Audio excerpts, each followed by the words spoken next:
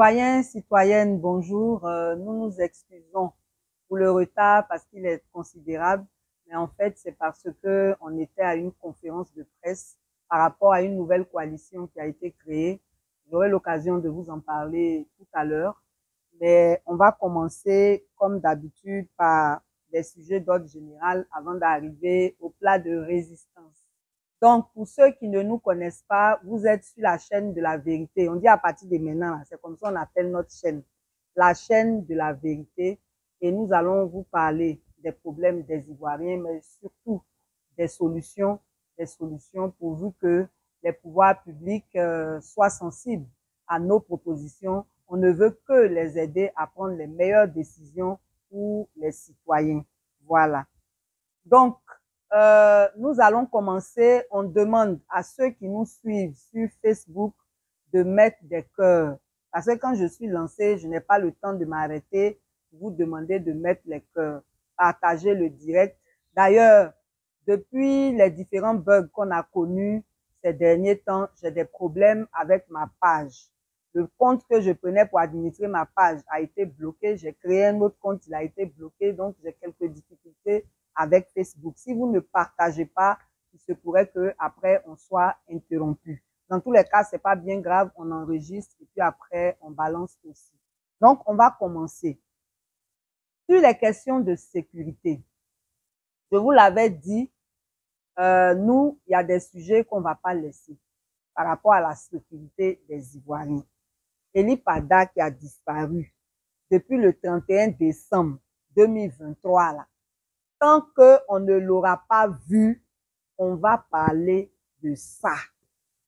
On va parler de ça. Où est-ce qu'il est?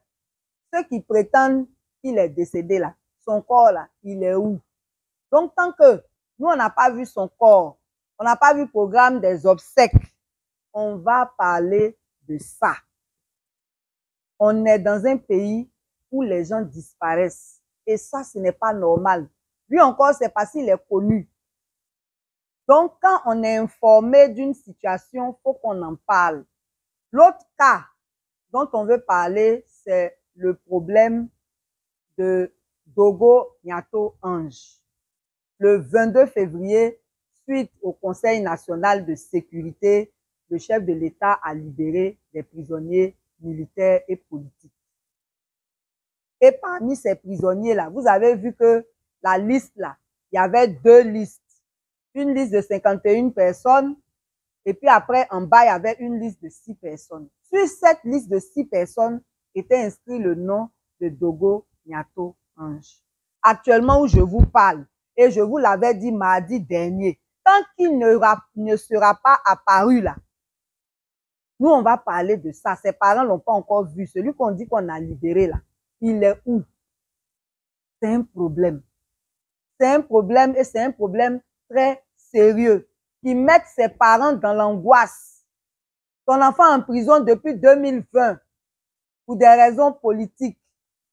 On ne l'a pas jugé tout ce temps et on l'a trimballé de la Maca dans des camps, ce qui n'est pas dans les procédures légales.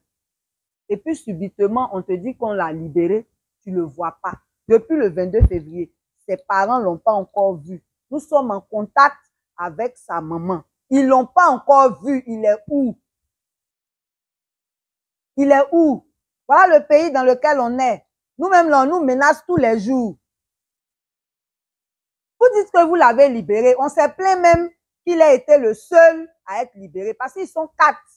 Il est dans le même dossier que Luku Kwame Charles. On n'a pas libéré Luku Kwame Charles. On ne sait pas où ils sont. Maïlé Brice, ils sont dans le même dossier. Lui aussi, on ne l'a pas libéré. Maintenant, celui qu'on dit qu'on a libéré, là, on ne le voit pas. Et les autres? Il y a un problème. Il y a un problème. En tout cas, arrangez-vous pour qu'il réapparaisse. Parce que je ne sais pas comment vous faites vos listes. Et puis, vous pouvez libérer quelqu'un et puis on ne le voit pas. Nous, on veut le voir. Parce qu'on dit qu'on l'a libéré. Et puis, pourquoi c'est lui seul on a libéré? Ça, là, il faut nous éclaircir dessus. Voilà le pays dans lequel on est. On menace les gens tous les jours. Nous-mêmes, là, on prend menace là, on prend pour se laver. Non, c'est pas possible. Donc, c'est sur ces deux points que je voulais insister en matière d'insécurité. En matière de lutte sociale, aujourd'hui, on ne va pas être long parce qu'on n'a pas vite commencé. Il y a une grève des agriculteurs qui s'annonce. On vous l'avait déjà dit, cette affaire de cherté de la vie, là, c'est généralisé. Voilà, ils ont fait classement africain. Jeune Afrique dit, nous là, on est premier en Afrique. Ça vous dit, et vous-même, vous le sentez, vous le ressentez. On dit, on est premier dans l'affaire de coût de la vie, là. On nous asphyxie à les factures, on nous asphyxie à tout. Voilà que les agriculteurs aussi souffrent parce que leurs produits ne sont pas payés à leur juste valeur. On est premier producteur de cacao, mais le cacao est mieux payé au Ghana et au Cameroun par rapport à la Côte d'Ivoire. Pendant que dans les autres pays, c'est entre 2 000 et 4 000 le kilo. Chez nous ici, premier producteur, c'est à 1 000 francs. Mais ce n'est pas ça le sujet de la grève. Hein. Le sujet de la grève est encore plus grave. Le Conseil café-cacao, qui est censé protéger les intérêts des cacaoculteurs et de ceux qui cultivent le café, il paraît que depuis un, c'est même pas il paraît, c'est un responsable syndical qui m'a dit, depuis un certain temps, c'est le conseil même qui menace les gens qui veulent payer le prix du cacao au-delà de 1 000 francs. C'est-à-dire que depuis un certain temps, vous tous, vous l'avez appris, les cours du cacao, le prix du cacao plutôt a grimpé. Et donc, sur le terrain, quand on annonce 1 000 francs là, il y a des gens même, on leur donne 600. Mais il paraît qu'actuellement, sur le terrain, on paye le cacao entre 1 200 et 1 400, ce qui n'est rien par rapport à ce qui se passe au Ghana et au Cameroun. Et maintenant, c'est le Conseil café-cacao qui menace ceux qui payent au-delà de 1 000 francs. Là. En tout cas, c'est ce que les syndicats m'ont dit. Et c'est par rapport à ça qu'ils ont décrété une grève pour le 28 mars, le jeudi, à partir du jeudi 28 mars. Si c'est possible, le mardi prochain, l'un d'entre eux sera avec nous ici. Il va mieux vous expliquer les choses. Mais ce qu'on va retenir, c'est que le syndicat national des agriculteurs pour le progrès de Côte d'Ivoire et le Conseil des syndicats agricoles organisent tous les deux une grève à partir du 28 mars pour dénoncer les agissements du Conseil café-cacao. Ils vont même jusqu'à demander la démission du directeur général. Donc, vraiment, c'est l'information qu'on voulait partager avec vous. On va entrer maintenant dans notre sujet d'actualité. Parce qu'actuellement, où je suis en train de vous parler là, ils sont en train de casser à Makori, à Lyodan. Ils ont commencé samedi. Ils sont en train de casser là-bas. Affaire de déguerpissement là, c'est pas un petit sujet. Hein. Vous savez, en Côte d'Ivoire ici là, si tu as un terrain qui est bien situé, si tu as un terrain qui est bien placé et que ça plaît à ceux qui ont le pouvoir, tu es foutu. Il y a des gens qui viennent nous voir pour dire qu'on les a expropriés arbitrairement. Et ce n'est pas Abidjan seulement, hein. Il y a Yamoussoukro, tout ça là. Mais quand tu dis à la personne de témoigner, la personne a peur. Donc, les expropriations en catimini se font. Maintenant, là, c'est à visage découvert par rapport à des sites qui ont été répertoriés. Et ces sites-là ont été annoncés le 22 février 2024. Mais avant ça, depuis le 4 janvier, les casses ont commencé. Et même avant le 4 janvier, depuis 2014, dans le cadre du plan Orsec, les casses avaient déjà commencé, sans indemnisation. Et aujourd'hui, c'est ce qu'on est en train de poursuivre. Le problème, c'est lequel? Le problème, c'est que nous avons un problème avec le respect des textes. C'est ça qui est le problème. Le gouvernement a le droit d'avoir sa politique d'aménagement urbain. Le gouvernement a le droit de faire son développement urbain. Et il y a même un plan d'urbanisme qui existe. Ce plan d'urbanisme-là, normalement même, le gouvernement devait veiller à ce qu'il soit respecté. Et si le plan d'urbanisme était respecté, aujourd'hui, on n'aurait pas eu de quartiers précaires. Malheureusement, on a des quartiers précaires. Et certains sont situés dans des zones à risque. Je dis bien certains parce que c'est important de préciser que tous ces quartiers qui sont visés, toutes les listes que vous avez vues là, ce n'est pas tous les quartiers qui sont précaires. Parce que quand on dit qu'un quartier est précaire, là, ça veut dire que les maisons sont construites dans des matériaux précaires. Des maisons en bois, il y a des maisons même on construit avec plastique. Tout ça là, c'est ça qu'on appelle des maisons en matériaux précaires. Alors, il se trouve que dans ces quartiers-là, il y a beaucoup qui ont construit en dur. La précarité d'un quartier aussi se définit par rapport à son niveau de viabilisation. Ça veut dire quoi? Un quartier où toutes les voiries ne sont pas bien tracées, où tous les réseaux divers n'existent pas, ça aussi, c'est un quartier précaire. Et c'est pour ça qu'il y a des politiques de restructuration de certains quartiers où on envoie la viabilisation. Mais aujourd'hui, là, il ne s'agit pas de faire un cours d'urbanisme. Je voulais juste vous expliquer que quand on dit quartier précaire, là, c'est par rapport à quoi on dit quartier précaire. Voilà. C'est par rapport aux matériaux de construction, c'est par rapport au niveau de viabilisation, ça peut être aussi par rapport à la précarité du site du point de vue environnemental. Si tout autour du site ou à l'intérieur du site, il y a des dangers liés à la nature, on peut aussi qualifier de ça. Mais le problème que nous dénonçons là, c'est la communication entre les personnes à déguerpir et les pouvoirs publics. Vous décidez, et ça là, on va le répéter autant que possible. Vous décidez qu'il y a des quartiers qu'il faut déguerpir. Ok, c'est votre droit.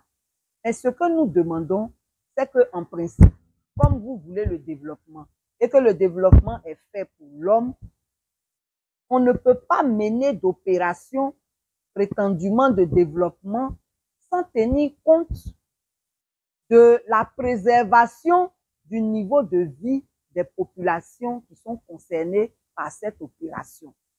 Et c'est de ça que nous parlons. C'est de ça que nous parlons. Les normes, quand on veut déplacer là, on fait comment? C'est de ça que nous parlons. Et comme depuis 2024, les normes sont violées, aujourd'hui, on a créé une coalition.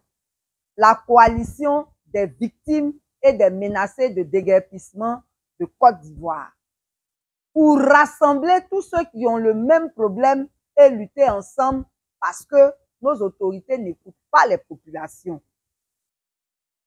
Normalement, là, quand tu écris à une autorité administrative, elle doit te répondre. Chez nous, ici, là, s'ils veulent y répondre, s'ils veulent n'y répondre pas. Ça, c'est un problème. Donc, quand les gens n'ont pas d'informations et qu'ils se sentent menacés, parfois, ça les emmène à manifester. Sinon, on ne manifeste pas pour le plaisir de manifester. Donc, tous ceux qui ont été victimes de déguerpissement abusif depuis 2014, tous ceux qui sont actuellement menacés de déguerpissement ont décidé de se mettre ensemble pour lutter pour leurs droits.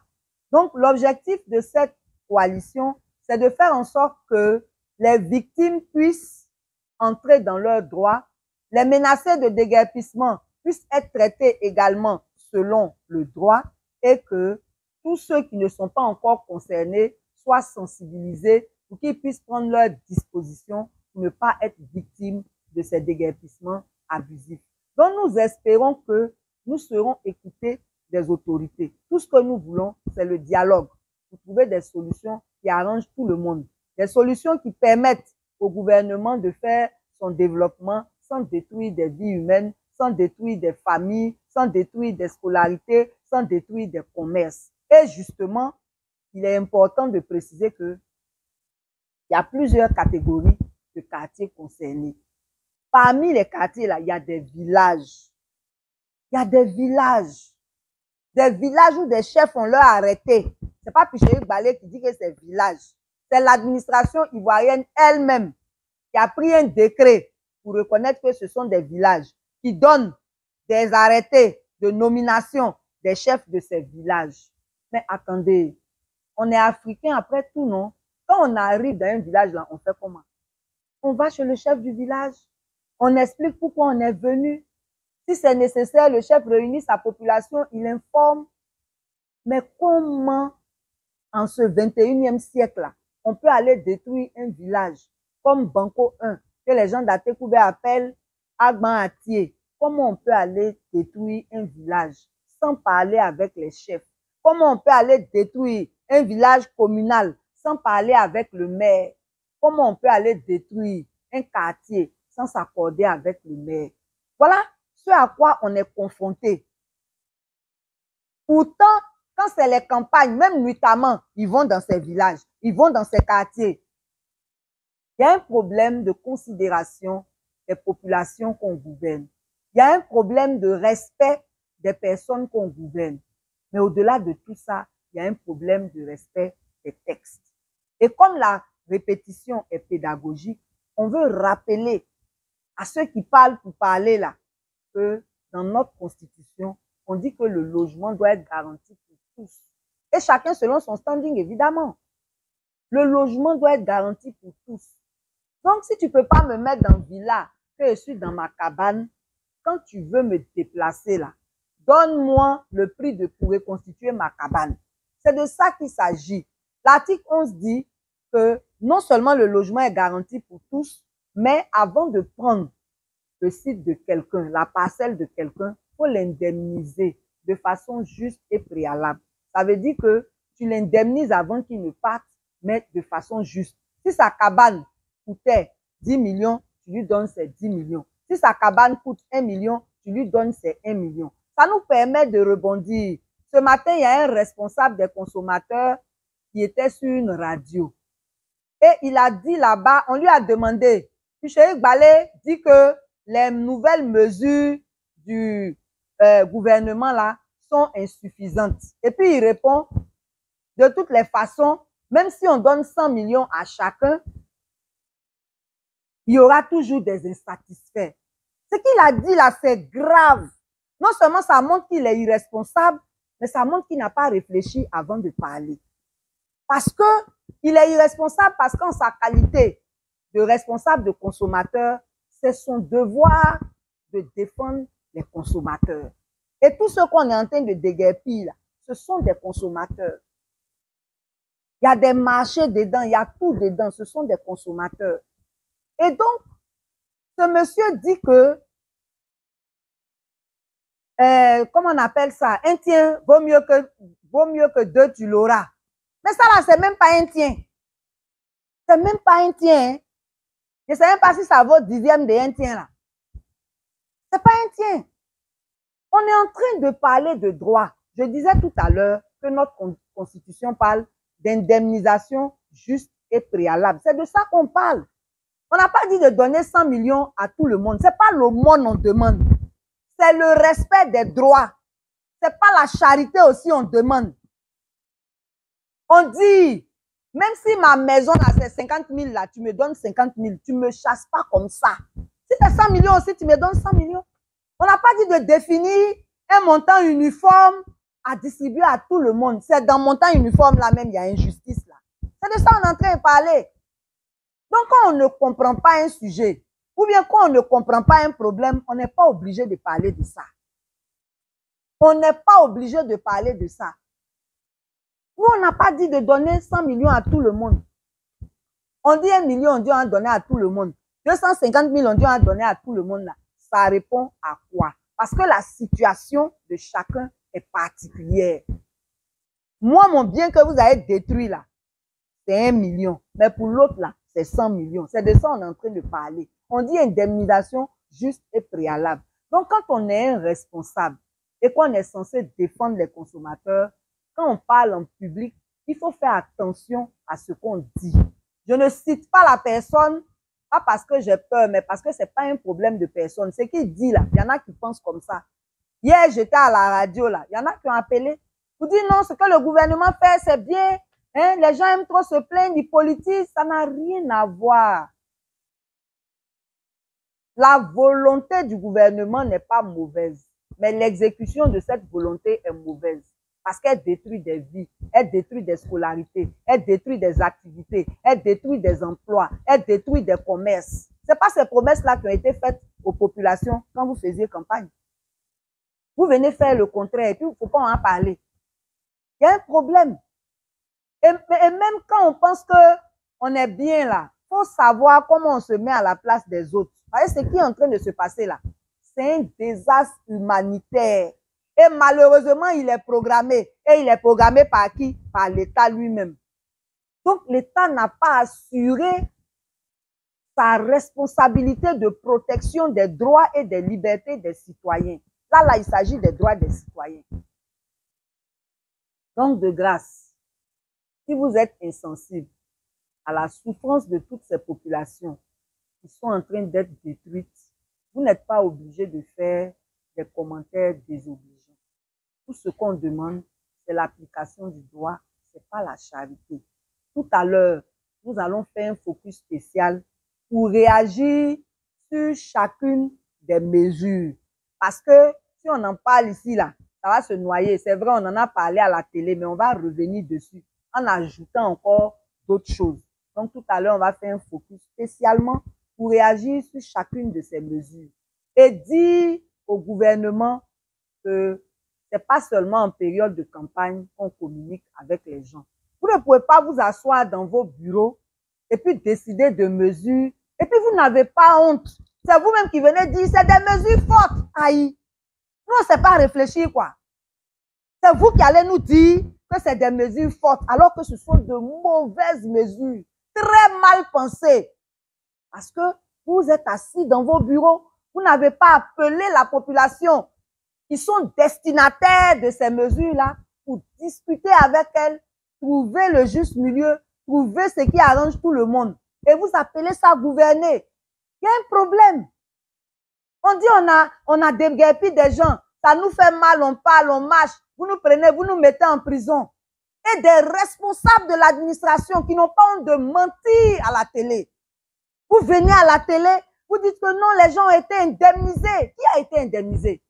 Qui a été indemnisé? J'invite tous ceux qui le peuvent à aller lire le texte de notre conférence que nous avons faite aujourd'hui. On a donné les chiffres. Qui a été indemnisé? Ceux qui ont été indemnisés, c'est ceux qui ont été recensés dans le cadre du quatrième point. Et là encore, malgré la procédure qui a semblé être respectée, il y a encore 5% des victimes du quatrième pont qui ne sont pas encore indemnisées. Et le projet est fini, on a commencé à l'utiliser, le mettre en service. Il y a un Libanais qui a témoigné, son truc est sur Opéra News là-bas. On a cassé ces 2 bâtiments, on n'a pas remboursé jusqu'à aujourd'hui. On est en train de rouler sur 3e pont. Il y a des gens à qui on a promis des terrains sur 4e pont là. Hein? On ne leur a pas encore donné. Vous n'avez pas indemnisé tout le monde sur le 4e pont. Et sur le 4e pont, il y a 2 parties. Il y a les 7 hectares qui concernaient le pont. C'est là-bas que 95% des populations ont été indemnisées. Mais il y a 12 hectares où il n'y a pas eu de recensement, où il y a eu déguerpissement abusif. Donc, ne généralisez pas les choses. Il faut dire la vérité.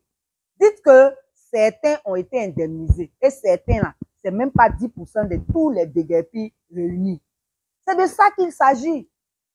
C'est de ça qu'il s'agit. Maintenant, vous prétendez que vous avez indemnisé les gens. Pourquoi vous avez défini les mesures? Si c'était vrai. Si c'était vrai, d'où viennent ces mesures? Ça veut dire que c'est faux. Et c'est parce que c'est faux que vous avez défini ces mesures.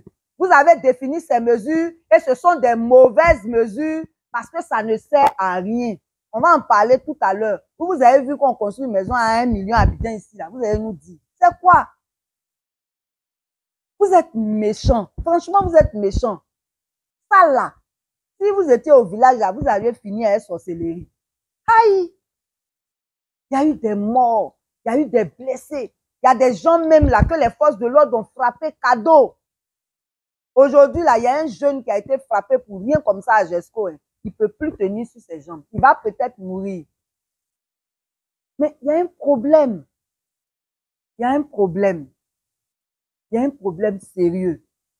En tout cas, nous, en tant que société civile, ce qu'on peut conseiller, vous qui parlez à le président de la République, là, ce qu'on peut conseiller, ce n'est pas de prescrire que l'opération se passe avec humanisme et solidarité. D'ailleurs, on ne comprend pas ça. D'ailleurs, il continue.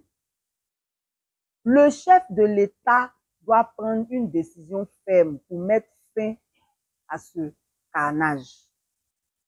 Une fois qu'on a mis fin à ça, on fait le point des victimes, on travaille sur les réparations, l'indemnisation de ces victimes, et puis après, on essaie de voir comment on poursuit l'opération dans le respect des normes. On le répète, vouloir débarrasser Abidjan des quartiers précaires, ce n'est pas mauvais. Mais il faut le faire dans le respect des textes. Parce que ce gouvernement-là a un problème avec les textes, c'est incroyable. C'est incroyable. Toujours, on se plaint des mêmes choses sur tous les plans. Comment faire en sorte qu'on respecte les textes? On a un problème avec ça. Et c'est de ça qu'il s'agit. Donc, nous là, on ne va jamais se fatiguer de parler. Si vous écoutez, gloire à Dieu. Si vous n'écoutez pas, ce que vous faites là, on va venir s'asseoir pour parler de ça. Si c'est ce que vous aimez, il n'y a pas de problème. Nous aussi, on aime ça. Voilà. Donc, vraiment, Yako. Et on veut insister sur le cas des commerçants. Allez relire toutes ces mesures-là. Vous allez venir me dire si on a parlé des commerçants. On va revenir dessus, sur le focus, mais je veux insister dessus. Les gens qui sont déguerpis là, il n'y a pas que les logements, il n'y a pas que les écoles, il y a aussi des commerçants. Il y a des gens même là, c'est leur activité principale. La dernière fois, je suis allée à Lyodan, il y a une jeune étudiante qui n'a pas eu de travail, qui fabrique son kabakrou, elle vend ça. Elle a sa petite unité de fabrication de kabakrou. Elle vit de ça, elle emploie des gens. Donc, quand on vient casser comme ça sans dédommagement, on la met à la rue. On met aussi ses employés à la rue. Elle emploie des veuves, ainsi de suite. Il y a un problème. Et pendant qu'on est en train de parler de ça, le président de la FENACSI, qui est aussi le maire d'Adjamé, hier, il paradait dans tout Adjamé à la coupe. Pendant qu'on est en train de détruire des commerçants, on a cassé le site des ferrailleurs d'Anoumambo samedi. Et on continue à Lyodan. Il aurait été logique, il aurait été normal, il aurait été responsable que le maire d'Adjamé et son bureau, en sa qualité de président de la Fédération des commerçants et des acteurs du commerce, se rendent aux côtés de ces commerçants qui sont sinistrés. Moi, je n'ai rien contre lui, hein. Ce n'est pas un problème de personne, c'est un exemple que je donne. Parce que si on ne se dit pas la vérité, là, on ne va pas trouver les vraies solutions. On dit la vérité, là, elle rougit les yeux, mais elle ne les casse pas. Je l'ai vu parader à la Coupe d'Afrique. J'étais choquée. Aïe, on peut faire ça. Donc vraiment, Yako à nos déguerpis, nous allons revenir sur ça dans un focus comme on l'a dit. Et aujourd'hui, on ne va pas être long. Que tous ceux qui nous ont soumis des sujets dont ils n'ont pas entendu parler nous en excusent. C'est simplement parce qu'on a eu des problèmes avec notre compte. D'abord, on n'a pas pu voir tous les messages. Mais ensuite, comme on a commencé tard, on ne veut pas être long. Voilà. Donc, on va terminer avec nos annonces. La première annonce, c'est le sondage. Vous savez, on est en train de parler de tout ça, mais en même temps, 2025 arrive à grands pas. Est-ce que les conditions de la paix sont réunies en Côte d'Ivoire? De la paix en 2025 sont réunies. Donc, ACI, en collaboration avec l'Observatoire ivoirien des droits de l'homme, a décidé de faire un sondage dans lequel on demande à chacun de se prononcer sur les conditions de la paix. Les résultats de cette étude vont nous permettre de faire des propositions dans le sens de la paix. Donc, nous voulons vraiment sensibiliser toutes les personnes morales. Je dis bien personnes morales. Toutes les personnes morales. Voilà. C'est pas un référendum, c'est un sondage. On a ciblé les structures. Donc, les partis politiques, les ONG, les coopératives, les syndicats, même les mutuelles de village. Pourvu que vous soyez une association, c'est de vous qu'il s'agit. Donc, vous avez envoyé votre mail, l'adresse mail de votre association. Je n'ai pas dit le mail personnel du président. Je n'ai pas dit le mail personnel du secrétaire général.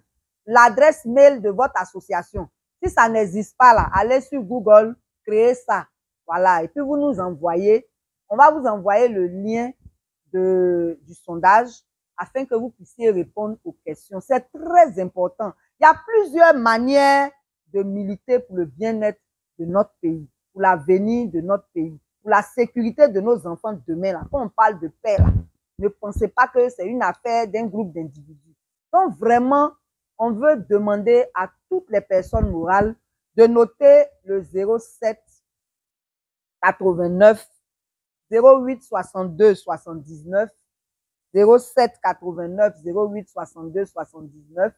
Vous envoyez sur WhatsApp le mail de votre organisation et nous allons vous envoyer le lien pour que vous puissiez participer à ce sondage. Ensuite, tous ceux qui apprécient le travail que nous faisons, qui veulent être membres de ACI, il y a un seul numéro, le 07 48 2 x 59 67. C'est lui qui va vous donner les conditions. Et chez lui aussi, on paye les droits d'adhésion. De grâce, envoyez un message d'abord. Voilà. Parce que si tout le monde veut appeler, vous voyez ce que ça fait. Envoyez un message, il vous donnera toutes les conditions. Donc, on remercie vraiment tous ceux qui nous font confiance parce que chaque semaine, nous enregistrons des adhésions et nous sommes heureux de voir qu'il y en a qui comprennent ce que nous faisons, qui adhèrent. Voilà. Il y a aussi l'implantation. Là, je m'adresse aux membres de ACI. On a créé des bases. Il faut que ces bases bougent. On a dit on est en train de préparer les législatives. Mais si vous ne bougez pas, il y a des bases qui tiennent des réunions. Il y en a qui n'ont jamais tenu de réunion. On ne veut pas des chiffres pour la forme. Donc, mettez-vous au travail parce qu'il s'agit de notre contribution à la restauration de la démocratie dans notre pays. Quand il dit restauration, là, c'est restauration. Voyez, nos députés, là, on ne sait pas quel travail ils font et puis on nous maltraite, ils disent rien, là. Si on est nombreux à l'Assemblée nationale qui pourront parler, les choses vont changer. Donc, nous, on veut motiver les membres de la société civile à s'impliquer dans la députation afin de représenter le peuple. Parce que ici, là, on représente déjà le peuple, mais sans poste parlementaire, c'est tout. C'est la seule différence. Donc, on veut avoir des membres là-bas. On ne parle pas de ceux qui prennent leur victoire pour aller vendre après là. Non, non. On ne parle pas des prostituées politiques. On est en train de parler des gens qui ont vraiment à cœur le bien-être du peuple, l'avancement de notre pays, la restauration de la démocratie, qui veulent y contribuer. Voilà, c'est de ça qu'on parle. Donc vraiment, que Dieu bénisse aussi tous ceux qui nous soutiennent. On vous l'a déjà dit, la lutte n'est pas facile. On n'a pas de travail, on se déplace pour travailler. Tous les focus que vous voyez là, on se promène pour travailler. Il y en a qui payent notre transport, il y a d'autres qui disent qu'ils n'ont pas l'argent. S'ils n'ont pas l'argent là, c'est pas pour ça aussi on ne va pas travailler. Donc on a besoin d'appui. On a besoin d'appui technique, on a besoin d'appui financier, on a besoin d'appui matériel. Si vous voulez avoir une idée de tous nos besoins, vous pouvez appeler aussi le 05 46 78 55 19. Vous aurez tous les éléments. Que Dieu bénisse ceux qui nous aident, que Dieu bénisse ceux qui veulent nous aider et on est à mardi prochain. Donc, c'était Pulchérie Ballet sur la chaîne de la vérité. Que Dieu vous garde. À mardi prochain.